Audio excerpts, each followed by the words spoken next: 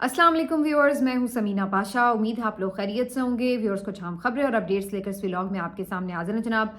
खबरें बड़ी इंपॉर्टेंट हैं क्योंकि आज है 8 फरवरी और यूं तो ये दिन एक ऐसा दिन है कि जो उम्मीद से भरा हुआ है और जिसने आप कह सकते हैं पाकिस्तान की तारीख बदल दी।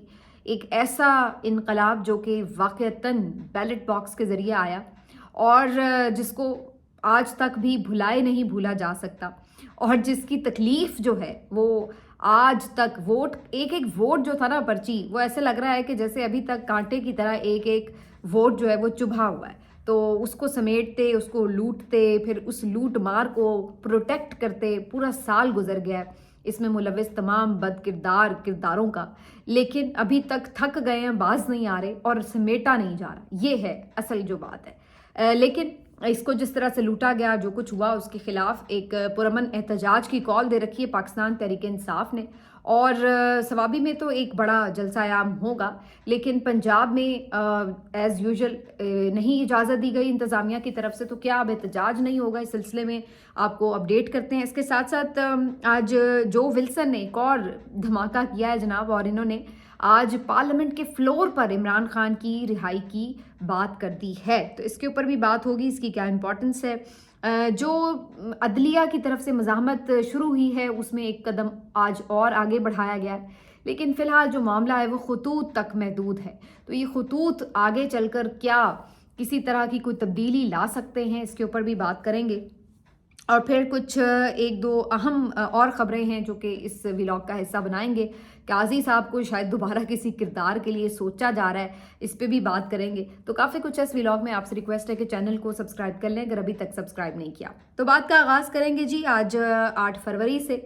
8 फरवरी का दिन एक साल हो चुका है इलेक्शन हुए, और जिस तरह से ये इलेक्शन रिग हुआ मैंने इस पर तफसीली व्लॉग किया है पिछली वीडियो में। आप इसमें देख सकते हैं तमाम जो रिपोर्ट्स आई हैं उसकी बुनियाद के ऊपर कि क्या पता चला, किस तरह से रिगिंग की गई या आपका मैंडेट चोरी किया और आपका जो पूरा वोट था उसको लेकर के बूटों तले रौंदा जिस तरह गया है।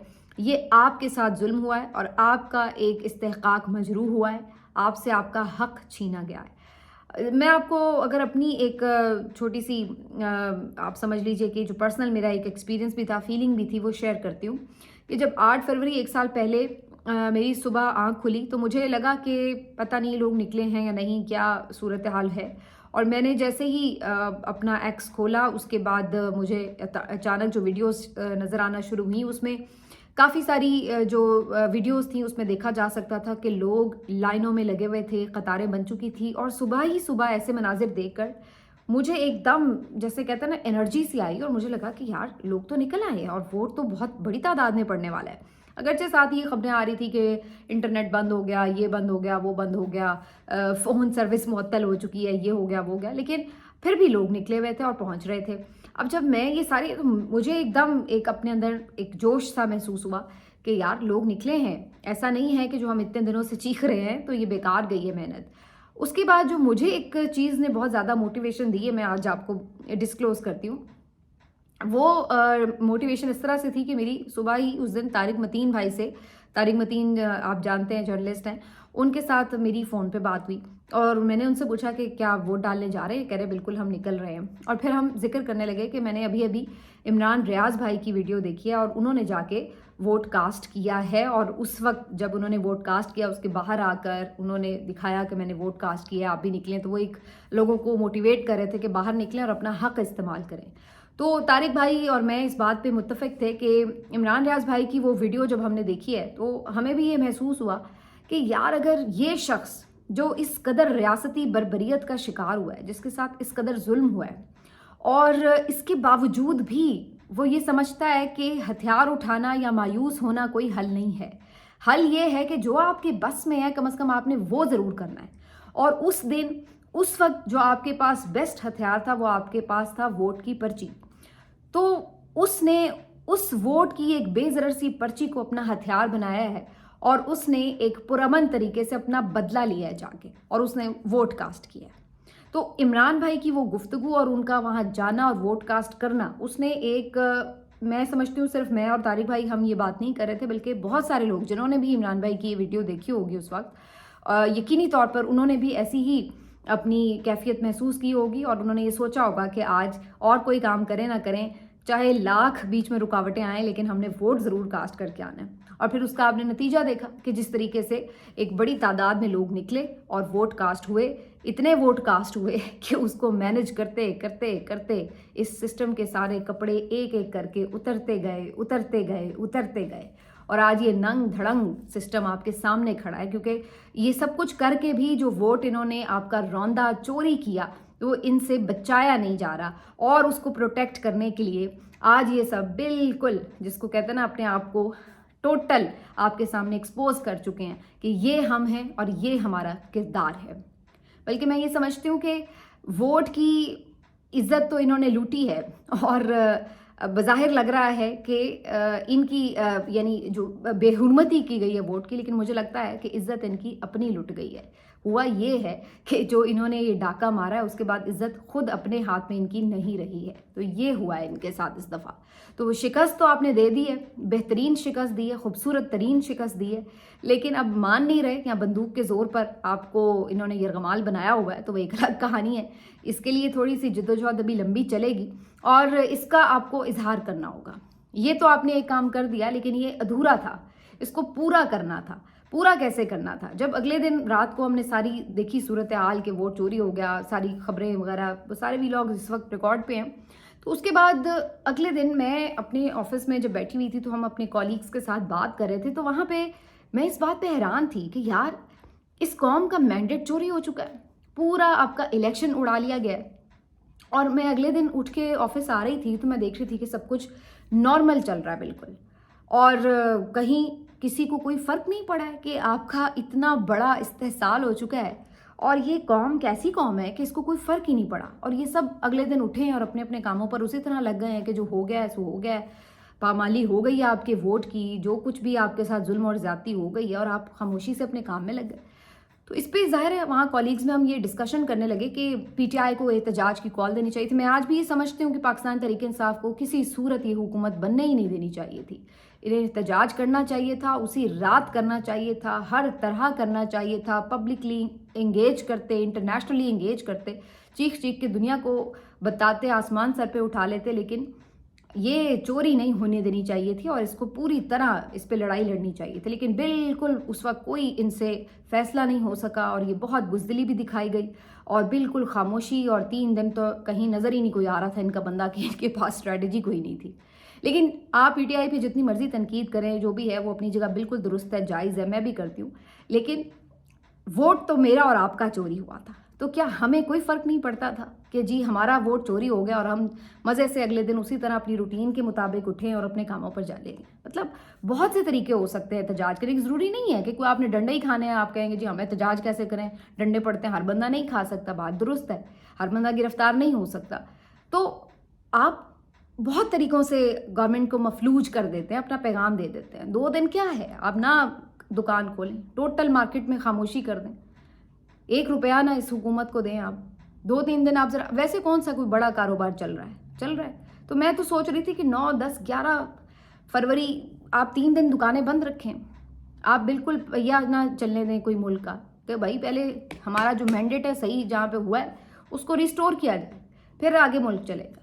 लेकिन किसी को कोई फ़र्क नहीं पड़ा, हर जगह पे। यानी ये तो आवाम आप अपने घरों में बैठ के कर सकती है ना, इसके लिए तो कोई बाहर निकलने की, कोई डंडे खाने की भी ज़रूरत नहीं। नहीं आप जाएं अपने काम पे, नहीं आप दुकान खोलें अपनी, ये तो सब कर सकते थे प्रोटेस्ट के तौर पर कि हमें नहीं इस तरह की कोई हुकूमत चाहिए जिसको हमने वोट नहीं किया। लेकिन ऐसा नहीं हुआ अनफॉर्चुनेटली, और हमने वोट तो हम डाल आए, लेकिन उसका पैरा हमने नहीं दिया, उसकी हिफाजत हमने नहीं की, और उसके बाद फिर ये हुआ कि हम उससे अगले एक पूरा साल फस्तायत का शिकार हैं, जुल्म का शिकार हैं, मज़ीद हालात वर्स हुए हमारे लिए, अच्छे नहीं हुए।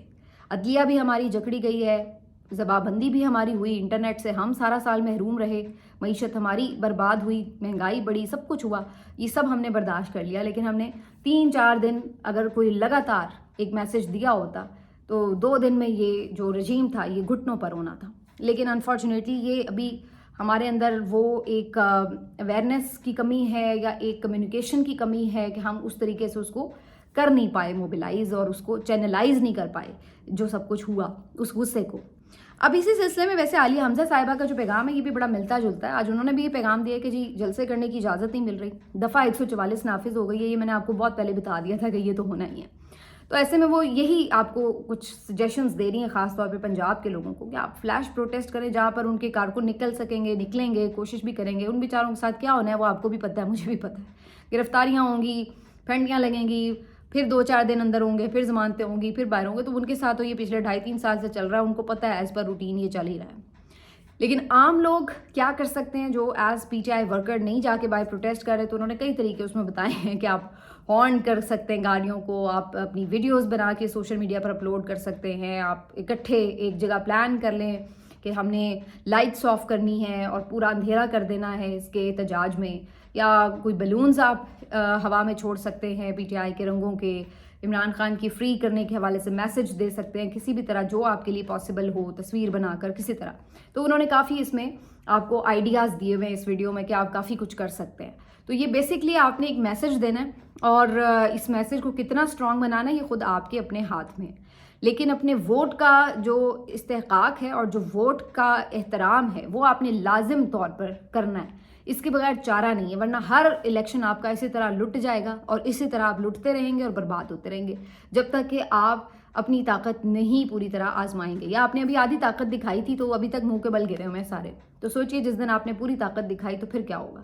پرامن رہیے, پرامن رہیے. آپ کا اپنا ملک ہے, اس کو نقصان نہیں پہنچانا کسی نے, لیکن اپنا جو بیسک آپ کا رائٹ ہے اس کے اوپر کبھی کمپرومائز نہیں کرنا, جیسے ہم نہیں کر رہے. ہمیں بولنے سے منع کرتے ہیں, ہم نوکری قربان کر دیتے ہیں, ہم بات کرتے رہتے ہیں, مقدمات بنتے ہیں, ہم بات کرتے رہتے ہیں. صحافی جتنے ہیں جو اس تاریخ کی صحیح سمت میں کھڑے ہیں, جو سمجھتے ہیں کہ ہمیں صحیح کو صحیح اور غلط کو غلط کہنا ہے, وہ سب بھگت رہے ہیں لیکن اپنے رائٹ کو سرنڈر کرنے کے لیے تیار نہیں ہیں. تو یہ ہے وہ ایک بنیادی چیز جو آپ سب کو ریئلائز کرنی ہے کہ اپنی قسمت کو خود بدلنا ہے. یہ نہیں سوچنا کہ کوئی ہماری قسمت بدل دے گا اور ہم یا شاید ہماری قسمت کبھی نہیں بدلے گی. تو یہ جو چیز ہے اس سے آگے بڑھ کے نکلنا ہے. باقی ان لوگوں کی حرکتیں وہی ہیں. دفعہ 144 نافذ ہو گئی ہے. خود قذافی اسٹیڈیم میں میچ بھی رکھا ہوا ہے, تو بندہ پوچھے کہ بھائی میچ میں جب سارے اکٹھے ہو کے جائیں گے تو کیا ان کے اوپر بھی آپ دفعہ 144 کا نفاذ کریں گے؟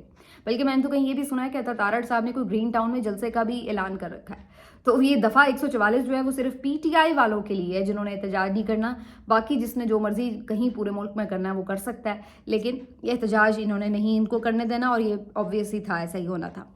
باقی جی آج جو ایک اہم خبر آئی وہ جو ولسن کی طرف سے تھی. انہوں نے پہلے سے ہی آج ٹویٹ کیا کہ ایک اہم سپیچ وہ ڈیلیور کرنے جا رہے ہیں. تو انہوں نے پارلیمنٹ کے فلور کے اوپر آج یہ اپنی جو خط انہوں نے بیسکلی کچھ دن پہلے لکھا تھا اسی خط کو آلموسٹ انہوں نے ایک سپیچ کی طرح ڈیلیور بھی کر دیا ہے. تو یہ ایک امپورٹنٹ معاملہ اس لیے کہ اب یہ بات جو ہے وہ صرف یہ نہیں کہ کوئی پرسنل کیپیسٹی میں ایک بندہ بات کر رہا ہے, بلکہ وہ فلور آف دا پارلیمنٹ اگر بات کر رہے ہیں تو اس کا ویٹیج جو ہے وہ اور بڑھ گیا ہے.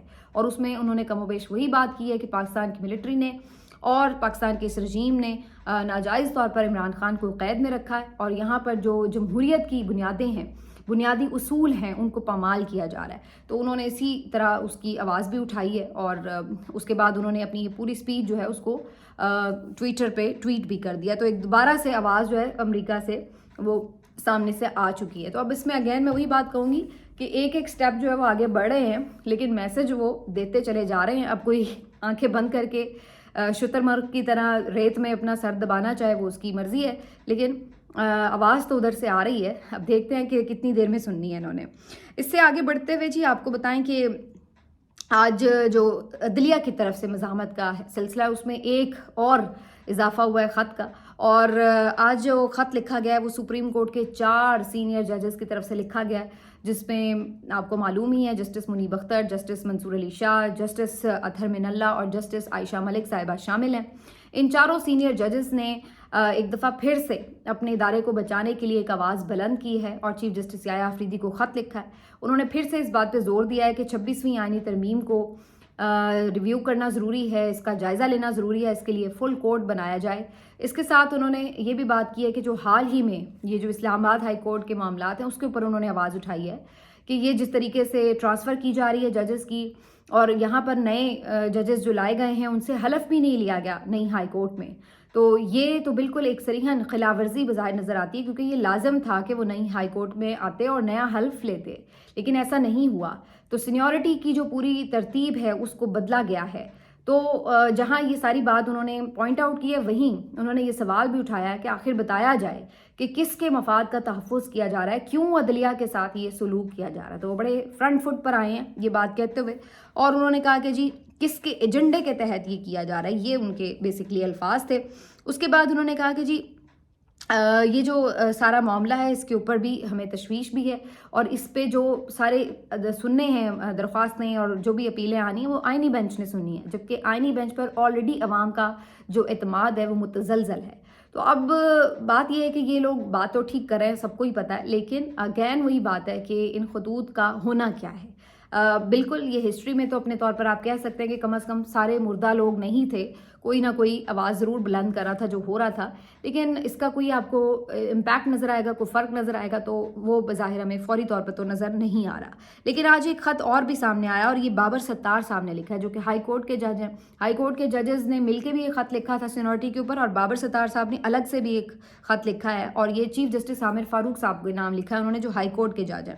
اور انہوں نے کہا ہے کہ جی انہوں نے تو سیدھی سیدھی بات کی، انہوں نے کہا ہے کہ جی جو آپ نے یہ سینیورٹی لسٹ جاری کر دی ہے یہ ایک غیر آئینی اقدام ہے، کیونکہ جو آئین ہے وہ اس پر بڑا واضح ہے کہ جو بھی جج ادھر سے ادھر ٹرانسفر ہوگا اس کا جو حلف ہے وہ نئی ہائی کورٹ کے مطابق ہوگا۔ یہ نہیں ممکن ہے کہ جی 15ویں نمبر کا جج اٹھا کے آپ لے آئیں اور اس کو باقی جو پہلے سے وہاں پہ کام کرتے ہوئے ججز ہیں ان کے سر پہ اوپر بٹھا دیں۔ تو یہ جو پچھلے 4 ججز ہیں انہوں نے بھی اس کے اوپر یہی بات کی، اور پھر انہوں نے ایک اور مطالبہ بھی کیا ہے کہ جو آپ نے 10 فروری کو جوڈیشل کمیشن کا اجلاس بلایا ہے اس کو بھی فی الحال مؤخر کیا جائے، جب تک کہ یہ جو سارا ڈنٹا ہے یہ ختم نہ ہو۔ پہلے تو ترمیم کا معاملہ سنیں، اس سے ہی کیونکہ آگے آئینی بینچ بنا، جوڈیشل کمیشن بنا، ساری چیزیں ہوئیں، تو یہ آگے جتنی چیزیں ہو رہی ہیں وہ کنٹروورشل ہوتی چلی جا رہی ہیں۔ تو اس سارے معاملے کو پہلے جڑ سے دیکھنا پڑے گا، اور اس لیے آئینی ترمیم کا جو فل کورٹ پہ ایک پورا ریویو ہے، جائزہ ہے، وہ ہونا چاہیے۔ تو یہ انہوں نے اب کہا ہے کہ جوڈیشل کمیشن کا جو اجلاس ہے، سپریم کورٹ کے ججز جو نئے بھرتی ہوں گے، اگر آپ پہلے بھرتی کر لیں اور بعد میں فل کورٹ بنائیں تو یہ بھی سوال ہوگا کہ بھائی یہ پھر کیسے سنیں گے اس کو بیٹھ کے آئینی ترمیم کو، جبکہ وہ خود اس کے بینیفیشری ہوں گے، اس کے تحت ہی تو وہ سپریم کورٹ کے جج بنے ہوں گے۔ تو انہوں نے یہ سارے جو کنٹروورشل اور کافی کمپلیکیٹڈ قسم کے آئینی معاملات ہیں، پیچیدگیاں ہیں، ان کو انہوں نے سامنے رکھا ہے۔ لیکن یہ ایک الگ بات ہے کہ سب کو اب یہ معلوم پڑ چکا ہے کہ یا آفریدی صاحب ہوں یا چیف جسٹس عامر فاروق صاحب ہوں، ان خطوط کا ان کے اوپر کوئی اثر نہیں ہونا، اور انہوں نے اپنی سائیڈز پہلے ہی واضح کر دی ہیں۔ بلکہ یا آفریدی صاحب نے تو یہ تک کہا تھا کہ جو ججز آئے ہیں ان کو ویلکم کریں، یہ تو بڑا اچھا کام ہوا ہے۔ تو ان سے آپ کیا ایکسپیکٹ کرتے ہیں کہ وہ یہ وہ سمجھتا ہی نہیں ہے کہ یہ کوئی زیادتی ہو رہی ہے یا یہ کوئی کسی قسم کا کوئی پرابلمیٹک کام ہے۔ ان کو لگتا ہے کہ سب بہت اچھا ہو رہا ہے اور سب کو تالیاں بجانی چاہیے اس کے اوپر۔ تو اس لیے اس کا فی الحال تو کوئی اثر فوری نظر نہیں آ رہا، لیکن آگے چل کر یہ ضرور پتہ چل رہا ہے کہ اگر یہ بے چینی اس حد تک ہے ان ججز میں تو آگے یہ لڑائی مزید بڑھے گی اور عدلیہ کا بحران بھی بڑھتا جائے گا۔ افسوسناک خبر یہ ہے کہ اس قسم کے جو لوگ ہیں جو اس طریقے سے طاقتوروں کے مفادات کا تحفظ کر رہے ہیں، اسٹیبلشمنٹ کے مفادات کا تحفظ کر رہے ہیں، پوری جوڈیشری کو ان کے انڈر کر دیا جنہوں نے، یہ لوگ نوازے بھی جا رہے ہیں اور سسٹم کا مزید حصہ بنتے چلے جا رہے ہیں۔ ابھی جو حال ہی میں تعیناتیاں ہوئی ہیں وہ بھی اسی قسم کی ایک کڑی ہیں۔ پورے جو ہائی کورٹس میں ججز بھرتی کیے جا رہے ہیں وہ سب کے سب یا تو پیپلز پارٹی والے ہیں یا PMLN والے ہیں یا پھر اسٹیبلشمنٹ کے نمائندے ہیں۔ تو کوئی ان میں نہ تو یہ کہ آزاد جج ہے، نہ کوئی قابل بھی نہیں۔ اچھا چلیں آپ کا ایک ہوتا ہے کہ جھکاؤ ہے، لیکن ادروائز آپ بڑے قابل ہیں۔ مسئلہ یہ ہے کہ قابل بھی نہیں ہے، تو اس قسم کی انہوں نے بھرتیاں کی ہیں۔ اب اس سے آگے اب اگلی جو خبر ہے وہ اور بھی خوفناک ہے۔ اللہ کرے کہ یہ خبر ہم کبھی اپنی زندگی میں پوری ہوتے نہ دیکھیں، اور قاضی فائز عیسیٰ صاحب جیسا منحوس کردار جو اس رجیم میں ہم نے دیکھا، تاریخ میں ہم نے دیکھا، اللہ کرے کہ کبھی ہمارے بچوں کو نہ اس طرح کا کردار دوبارہ دیکھنا نصیب ہو، اور جس نے تباہ و برباد کیا اپنے ادارے کو، عدل و انصاف کے اوپر سے اعتماد ہی اٹھ گیا سب کا، اس قسم کا یہ جج تھا، اور جس پہ سب نے لعنتیں بھیجیں ثواب سمجھ کر، اور اب یہ سوچا جا رہا ہے کہ جی اس کو مزید نوازا جائے، اور جی چیف الیکشن کمشنر کے لیے بھی جو نام کنسیڈر کیے جا رہے ہیں اس میں پھر سے ان کا نام گونجنا شروع ہو گیا ہے۔ یہ سن کر تو یقینی طور پر آپ کے بھی تن بدن میں آگ لگ گئی ہوگی کہ اس طرح کا ایک بے ایمان اور اس طرح کا ایک بغض سے بھرا ذہنی مریض شخص اگر چیف الیکشن کمشنر بن جائے گا تو آپ اندازہ لگا لیں کہ اگلے آپ کے جو الیکشنز ہیں وہ جب بھی کبھی ہوں تو ان کی حالت کیا ہوگی. تو میرا خیال ہے کہ اس کے بعد تو پھر کچھ الیکشن کرانے کا تردد بھی کرنے کی ضرورت نہیں ہے. بلا وجہ قوم کے پیسے ہی برباد پہلے بھی ہوئے ہیں, مزید ہی کریں گے اگر اس طرح کی کوئی تعیناتی کرنی ہے. لیکن فی الحال جو نام کنسیڈر کیے جا رہے ہیں ان میں ناصر الملک کا نام بھی بات آ رہی ہے سامنے. یہ بھی سابق جج ہے سپریم کورٹ کے. پھر تصدق حسین جیلانی صاحب کا نام. کچھ لوگ یہ کہہ رہے ہیں کہ پی ٹی آئی والے عوریہ مقبول جان صاحب کا نام کنسیڈر کریں, لیکن میرا نہیں خیال ہے کہ عوریہ مقبول جان صاحب کے نام کے اوپر کوئی کنسنسس ہو سکتا ہے. پی ایم ایل این کو شدید ترین تحفظات ہوں گے, وہ بالکل اس کے اوپر کوئی اگری نہیں کر سکتے. اسی طرح قاضی فائز عیسیٰ کا نام ہوگا تو پی ٹی آئی والے اگری نہیں کریں گے.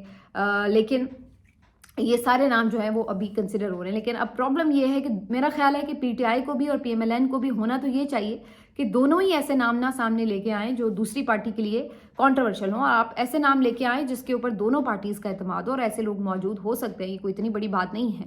لیکن جس طرح کا اس وقت ماحول ہے یہ بات تو صرف خام خیالی ہو سکتی ہے. پی ایم ایل این تو ہر درجہ کوشش کرے گی کہ وہ اپنی ہی پسند کا جو الیکشن کمشنر ہے وہ لگوائے. اسٹیبلشمنٹ کی اس کو آشیرواد حاصل ہے, وہ کوشش کرے گی کہ اسی کے تحت کام ہو جائے, کیونکہ انہیں پتہ ہے کہ ووٹ تو اب انہیں ملنے کوئی نہیں ہے. تو انہوں نے اس طرح چوریاں کر کے الیکشن جیتنا, جیسے انہوں نے ابھی فارم 47 کی حکومت بنائی ہوئی ہے. تو یہ خوفناک خبر ہے. آخر میں جی تھوڑا ذکر کریں گے کہ جو عمران خان صاحب کے وکیل ہیں فیصل چودھری صاحب, آج ان کو بھی جیل میں داخلے سے دوبارہ روکا گیا اور اس کے بعد پھر ان کو کچھ دیر کے لیے حبس بیجا میں ہی رکھ لیا گیا. پہلے خبر آئی کہ جی ان کو کہیں پہ بالکل بتایا بھی نہیں جا رہا, لاپتہ کر دیا گیا ہے. پھر کہا گیا کہ نہیں ان کی گرفتاری ڈال دی گئی ہے اور ان کو جو چوکی ہے اڈیالہ کی وہیں پر ان کو گرفتار کر لیا گیا ہے. کافی گھنٹے اسی طرح سے گزرے اور پھر اس کے بعد کافی شور شار مچا, جس کے بعد پھر ان کو رہا بھی کر دیا گیا. کچھ لوگوں کا کہنا تھا کہ جی کل جو ایک ناخوشگوار واقعہ انتظامیہ کے ساتھ ان کا وہاں پیش آیا اور انہوں نے بھی کافی تلخ کلامی کرتے ہوئے گالیاں والیاں بھی دی, تو جی اس کا کوئی ریاکشن ہے, اس لیے ان کے اوپر جو ہے وہ یہ گرفتاری کی گئی ہے. جبکہ کچھ لوگوں کا خیال یہ ہے کہ جو فیصل صاحب کا اپنا خیال ہے چودھری صاحب کا, وہ یہ ہے کہ اس سے پہلے انہوں نے بتا بھی دیا تھا کہ چونکہ عمران خان صاحب کی گفتگو وہ آ کے باہر بتاتے ہیں, اور جو حال ہی میں انہوں نے لیٹر لکھا تھا اس لیٹر کے بھی سارے نکات انہوں نے ایز اٹ از آ کے بتائے, تو اسی کی پاداش میں ان کو گرفتار کیا گیا. اور انہوں نے کل ہی اس خدشے کا اظہار بھی کر دیا تھا. تو بیسکلی وکیل ہونا بھی جرم ہو گیا. عمران خان کی کوئی وکالت بھی کرتا ہے تو یہ اس کے اوپر بھی ٹوٹ پڑتے ہیں, چاہے وہ انتظار حسین پنجوتا ہو, چاہے وہ کوئی اور وکیل ہو جس کو بیچ میں سے عزیز بھنڈاری صاحب جو تھے ان کو بھی, عزیر بھنڈاری صاحب تھے ان کو بھی بیچ میں اسی طرح ایک دفعہ لاپتہ کر دیا گیا تھا. کسی وکیل کے اوپر سلمان اکرم راجہ جیسا وکیل ہو اس کے اوپر مقدمات ہو جاتے ہیں, کوئی ہے اس سے موبائل سنیچ کر لیا جاتا ہے. نعیم حیدر پنجوتا ہے تو اس کے گھروں پر چھاپے مارے جا رہے ہیں. تو مطلب ہے کہ جو بھی ان کے لیے سپورٹ میں کھڑا ہے وہ کسی بھی ظلم سے اپنے آپ کو بچا نہیں پا رہا, وہ کچھ نہ کچھ اس کے ساتھ یہ چھیڑ چھاڑ کر رہے ہیں مسلسل. حالانکہ وکیل پاکستان میں بڑے اپنے آپ میں تگڑے سمجھے جاتے ہیں کہ جی ان کو نہیں کوئی چھیڑ سکتا, لیکن اس وقت صورتحال یہ ہے کہ عمران خان کا وکیل ہونا بھی جرم بن چکا ہے اور ان کے جو وکیل ہیں ان کے اوپر بھی مختلف قسم کی نوعیت کے اس قسم کے ظلم جو ہے وہ جاری ہیں. تو یہ جی اس وقت اسٹیٹ آف افیئرز ہے, لیکن کب تک اور کتنی دیر تک یہ دیکھنا ہوگا. ملتے ہیں آپ سے اگلے ویلاگ میں, اپنا خیال رکھیے. اللہ حافظ.